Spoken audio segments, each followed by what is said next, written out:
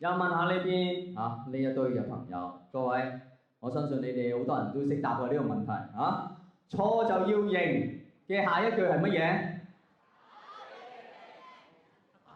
你一聽到答呢句説話嘅人就知道充滿紅豆豆嘅男子氣概。錯就要認，打就企定，同埋佢一定係同時係有少少智障㗎啦。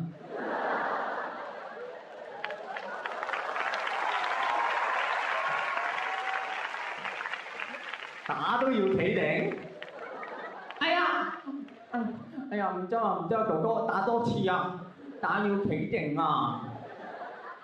錯就係要認，打係唔使企定 ，OK？ 錯點解要認啊？各位，點解？喂，我哋都知，一代偉人華盛頓斬咗棵櫻桃樹啫，佢都認錯係咪？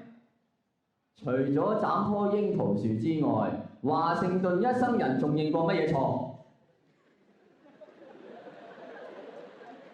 佢成世人淨係犯過一個錯，佢係除咗棵櫻桃樹之外，乜嘢錯都唔肯認。我斬棵樹啫，全世界都知道，而家名留千古。我斬咗人，我仲走得甩？幾大唔好認？錯就要認嘅下一句應該係乜嘢？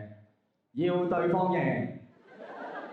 如果你斬咗人棵樹，你唔係要 say sorry， 你第一時間要指住對方，你死啦！插棵樹喺度。